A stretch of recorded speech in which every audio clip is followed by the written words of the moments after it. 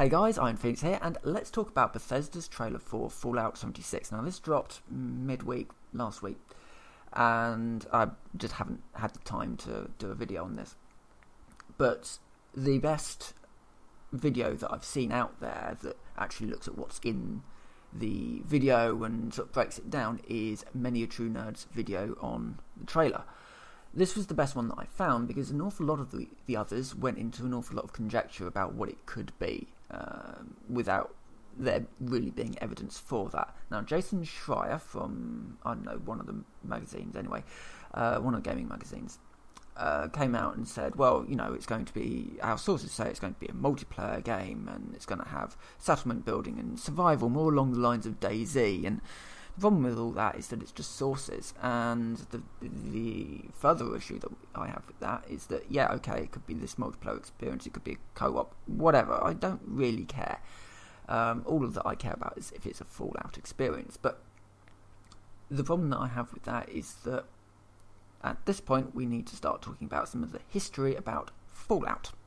So Fallout was created in 19... It was basically, they wanted to make Wasteland 2. But EA, who held the license for Wasteland, wouldn't let them have the license for Wasteland. So they went off and they made their own game. They were going to originally use a code, sort of a tabletop system, because the whole RPG is basically built like a tabletop game, which makes it very easy to port for Fallout 3, which Van Buren, which was the trial for the code name for the Fallout 3 made by Black Isle, which never saw the light of day, unfortunately. But yeah, so they were going to use a Dungeons and Dragons style system, and pretty much it was not last minute, but you know, eventually the people who were going to work with them said, actually, no, we're not going to work with you to make this system happen. So they had to come up with their own system, and they knew that they wanted strength, perception, endurance, charisma, intelligence, and agility. And they listed these things out, and it didn't really quite work until somebody said, well, what about a luck stat? And at that point, Special was born. Now, the first Fallout game was just literally a post-apocalyptic RPG. There was no real backstory to it, barring the Master. So the Master was the first, the Fallout 1's big boss, big end boss. And you had to deal with him and the super mutant threat. But beyond that, there was no real story. There was no sort of overarching plot beyond the Master and his relationship with Harold. But these characters weren't fleshed out at this point. It was only when Fallout 2 came along that we actually started to see the story being fleshed out, where the vaults weren't actually these underground bunkers meant to save anyone. They were there to run experiments on people. Ultimately, these experiments were designed to find out how humans would react to certain conditions for space travel, because the government wanted to find out how people would survive in these quite confined spaces on their way to other planets. Now, unfortunately, the bombs fell before these experiments really happened, but the bombs and the war was quite a good cover for these vaults being built, and the experiments went ahead anyway. Now, Fallout 2 also brought in the Enclave, and it brought in the current Prime Minister, who I shot repeatedly with a Gauss pistol. Yeah. He wasn't too difficult a boss in the end, but you know, things transpired, and Fallout 2 ended with it wasn't the Lone Survivor. Oh god, I can't remember. Lone Wanderer, possibly the Lone Wanderer. I can't remember which one's which. Fallout 1 was the Vault Dweller. Fallout 2, I think, was the Lone Wanderer. because he came from a tribe that was wiped out by the Enclave. Anyway, now at this point, Fallout Tactics emerged. Now, Fallout Tactics was more of a tactical game type of thing, based in a very vague Fallout universe, and it introduced an awful lot of aspects of Fallout that nobody really agreed with. But Interplay, who were the producers of Black Isle at the time, has said, if people buy Fallout Tactics, then we will make Fallout 3. And the team, Black Isle, got on with making Fallout 3, and from the sounds of it, it was pretty much complete. Or, it was probably about 75% complete when they canned it. Because Interplay went into an awful lot of problems. But they said to the people, if you buy Fallout Tactics, we will make Fallout 3. So people bought Fallout Tactics, and as a result, Interplay said to everyone, because Fallout Tactics has been such a success, we are now going to make Fallout Tactics 2. At which point, the people who had bought Tactics, thinking that if they did so, then they would get Fallout 3, said, what the hell are you doing?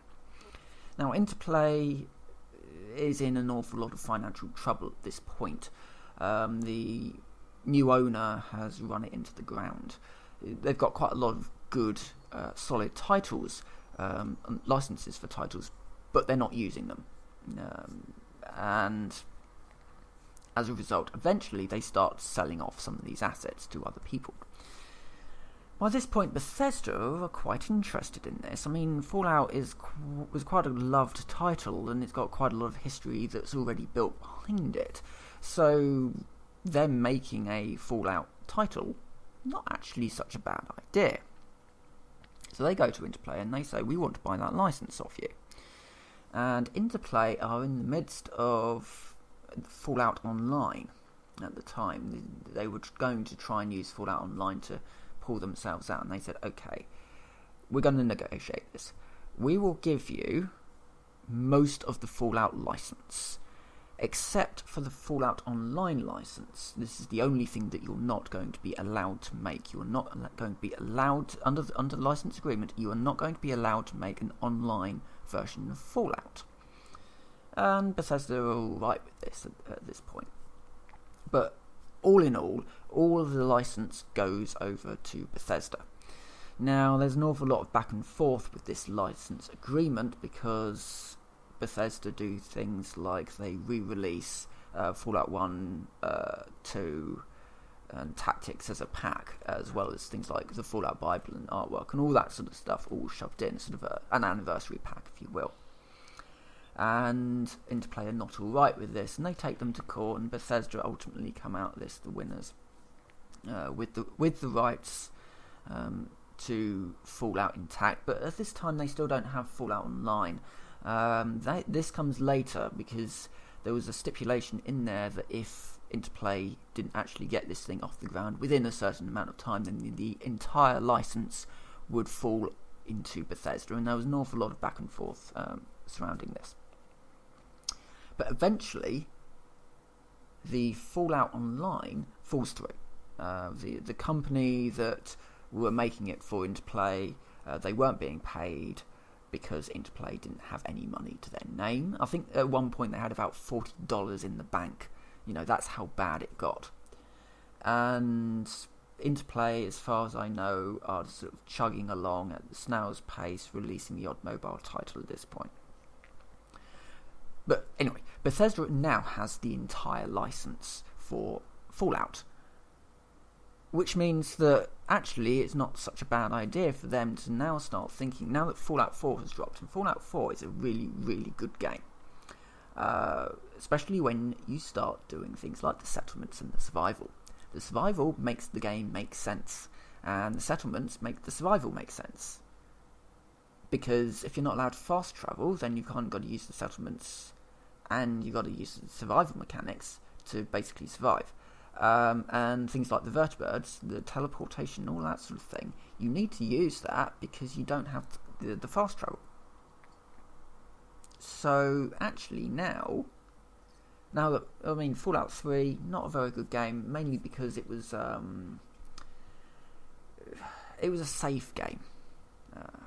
They threw the super mutants at the players, and they threw the Enclave at the players, because those two things were the things that people remember from the first two. Now the third game, that Van Buren, as it was codenamed by Black Isle, they weren't going to touch on super mutants, or the super mutants would be around, because the super mutants in that half, is it the God, I can't remember which. I think it's the West Coast. I think we worked out that it was the West Coast before. The super mutants have integrated with society, along with the ghouls. Everybody's just sort of thrown their lot in with one another, and the Enclave has been destroyed. Now,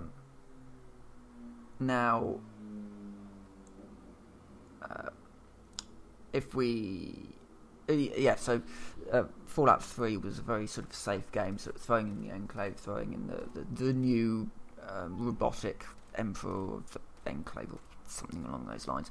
Anyway, but Fallout 4 generally was a success, and the way to make that better would be to add some kind of multiplayer component, because actually that sort of thing would work. So a little known fact about Fallout 3 Van Buren. That story was created by Roleplay. One of the design people, I can't remember who, but one of the design guys was basically running two separate groups within the Fallout universe. Unbeknownst to either of those groups, they were actually playing against one another, and so the actions of one group was impacting the actions of the other. And that was very much how Van Buren was kind of shaped. The idea that the actions of your group was influencing the actions of another group, and the other group were just trying to save the world, and so were you, but the motives were very different. And so Fallout Van Buren was kind of shaped in that way. So when people say, the next Fallout is going to have multiplayer elements, it's going to be more down the survival, base building route, then actually that was the best things about Fallout 4, and the only things that were missing was sort of that either a co-op or a multiplayer component. I do think that a co-op component would be very interesting in Fallout 4, because after all, you have companions anyway, and in a co-op environment, your companion is actually competent. Just saying, the AI in Fallout 4 is shot to pieces, and it really does need a rework. But the game, I enjoy the game, and especially when you mod it to include much sort of tougher survival aspects and much more in-depth settlement aspects, the game really does come into its own. So, all in all, what comes out of this? Well, ultimately, I think we're going to get a pretty decent game. I mean, I'm reasonably hyped. I expect for another Fallout game. I always am, because I love that universe. But we'll see what happens. We'll see what E3 brings. At E3, Bethesda has an awful lot of titles hitting it. It's got Rage 2 and it's got Fallout. Those are the two that we definitely know. And I think they've got another couple of things coming along. I think they've got the Fallout 3 sort of remastered edition type of thing. Whether or not that is in Creation Engine or still stuck in a sort of a remastered Game Brio mess, who knows? But it will be very interesting to see what Bethesda bring out of E3. I'm generally interested in E3 as a whole anyway, simply because you've got Bethesda showcasing their stuff,